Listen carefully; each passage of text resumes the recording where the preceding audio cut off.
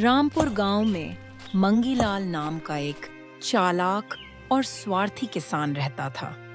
उसके पास बहुत जमीनें थीं और वह खेती से अच्छा पैसा कमाता था। मंगीलाल के पास एक नौकर भी काम करता था, सोहन। इस बार तो बहुत अच्छी फसल हुई है सोहन। लगता है इस बार भी मैं मालामाल हो जाऊंगा।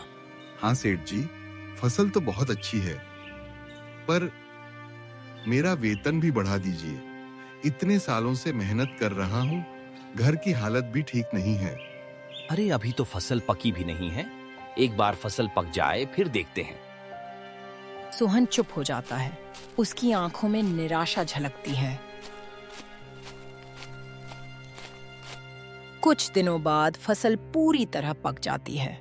सोहन फसल की कटाई करके उसे बोरियों में भर देता है।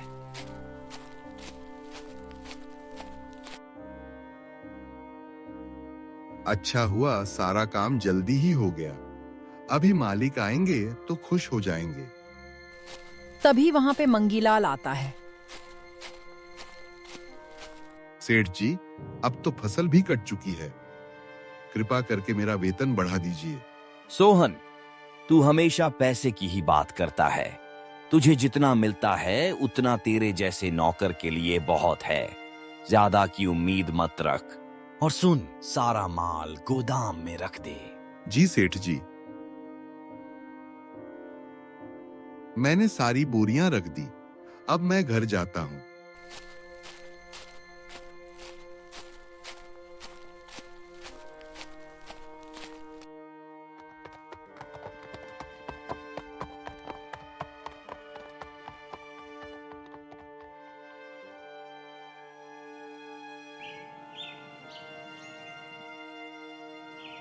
अगले दिन जब मंगीलाल गांव से गुजर रहा होता है तो उसे एक बूढ़ा किसान दिखता है जो अपनी फसल की पैदावार को बोरियों में भरकर बैठा है।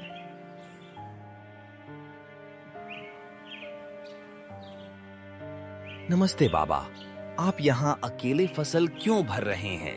क्या मैं आपकी मदद करूं? अरे बेटा धन्यवाद। बस ये फसल पूरी तरह से तैयार है, लेकिन बाजार तक ले जाना बहुत मुश्किल है। कोई बात नहीं बाबा, आप चिंता मत कीजिए। मैं आपकी फसल खुद ही मंडी में बेचकर आपके लिए अच्छा पैसा ले आऊंगा। ठीक है बेटा, तुम ये बोरी मंडी में बेच दो। बिल्कुल बाबा, आप चिंता मत कीजिए। बेटा कैसे रहे फसल के दाम? सब ठीक से बिक गया? अरे बाबा, अफसोस, फसल कुछ ठीक नहीं थी। मंडी में बहुत सस्ती बिक गई, पैसे बहुत कम मिले। अरे सच में?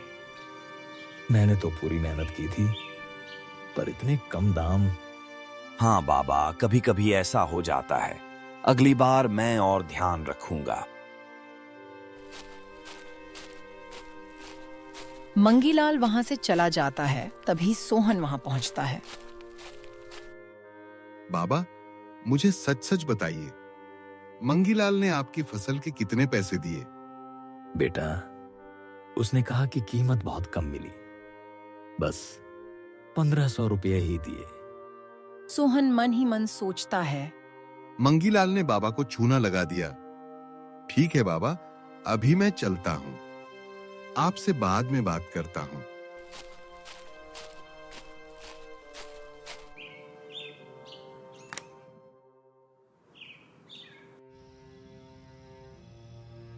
कुछ दिन बीत जाते हैं और अनाज की कमी हो जाती है। मंगीलाल अपना अनाज ज्यादा कीमतों पर बेचना शुरू कर देता है। भाई गेहूं क्या भाव दिया? 50 रुपया किलो। पर बाहर तो 25 रुपया किलो है। हाँ तो वहां से ले लो। पर गांव वालों को उससे सामान खरीदना पड़ता है क्योंकि अनाज की कमी हो गई होती है। घर पर मंगीलाल और उसकी पत्नी बातें कर रहे होते हैं। देखो भाग्यवान, इस बार फिर से मैंने गांव वालों से दुगुना दाम लेकर गेहूं बेच दिया। अब तो और मालामाल हो गया हूं। क्या आपको दूसरों का दुख दर्द दिखाई नहीं देता? गांव वाले गरीब हैं, तंगहाली में जी रहे हैं और आप उनके साथ चालाकी करते हैं। अरे भाग्यवान, यही तो अक्लमंदी है। व्यापार में थोड़ा चालाक न हो तो आदमी आगे नहीं बढ़ सकता। यह चालाकी नहीं, पाप है। भगवान का न्याय देर से सही लेकिन जरूर होता है।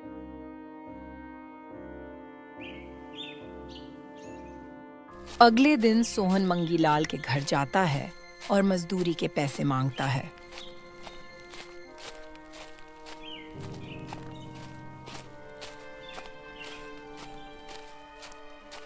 सेठ जी, मैं आपके पास मजदूरी और मेहनत के पैसे लेने आया हूँ। मैंने आपकी फसल तैयार करने में मदद की थी, अब उसका सही पैसा चाहिए। ठीक है बेटा, ये लो। मंगीलाल सोहन को केवल थोड़े ही पैसे देता है। पर सेठ जी, यह बहुत कम है। मैंने मेहनत की थी, इसका सही हक यही नहीं है। अरे बेटा, इतना ही काफी है। सोहन परेशान होकर पैसे लेकर लौटता है। उसके मन में ठान लेता है कि वह बूढ़े किसान का पूरा हक जरूर दिलाएगा। सोहन गुस्से और उलझन में गांव की गलियों से गुजर रहा है। तभी उसे उसका चचेरा भाई मिलता है जो गांव का डॉक्टर है। अरे सोहन, क्या बात है? चेहरा इतना उदास क्यों है? भाई, मैं अभी अभी सेठ मंगीलाल से मजदूरी के पैसे लेने गया था। उसने मुझे बहुत ही कम पैसे दिए हैं। ये मंगीलाल सबको दबा कर रखता है। गांव के कई गरीब किसान अपनी बीमारी का इलाज तक नहीं करा पाते क्योंकि उनका अनाज और पैसा वही दबा लेता है। भाई, तुम सही कह रहे हो। अगर मैं सच सामने लाऊं तो कई गरीबों का भला होगा। नहीं, ये ठीक समय नहीं है। तुम सही समय का इंतजार करो।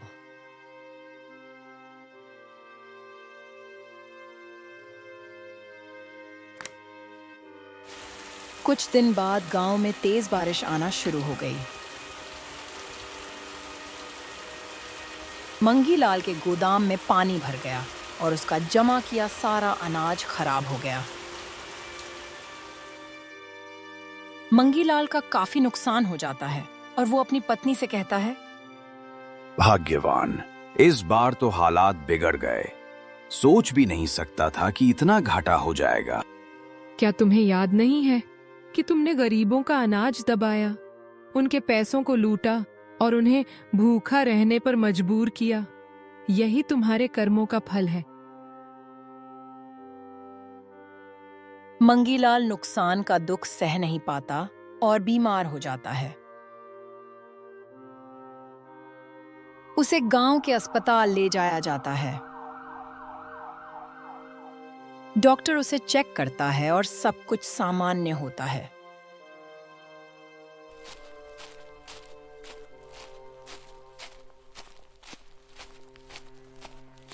अरे सोहन, तुम भी आ गए? हाँ, मंगीलाल कैसा है अभी? अरे वो एकदम ठीक है, उसे कुछ नहीं हुआ। पर हाँ, ये सही समय है उसे थोड़ा सबक देने का। हाँ डॉक्टर साहब, बोलिए क्या करना है? डॉक्टर अपना प्लान बताता है। सुनिए जी, डॉक्टर ने कहा है आपकी बीमारी का कोई इलाज नहीं है। क्या? ये क्या बात कह रही हो? कोई तो इलाज होगा। हाँ, एक तरीका है। अगर आप सारे गांव वालों से माफी मांग लें और सबका पैसा लौटा दें तो शायद भगवान आपकी बात सुन ले। मैं समझ गया, यह सब मेरे बुरे कर्मों का नतीजा है। मैं सबसे माफी मांगूंगा और सबके पैसे भी वापस कर दूंगा।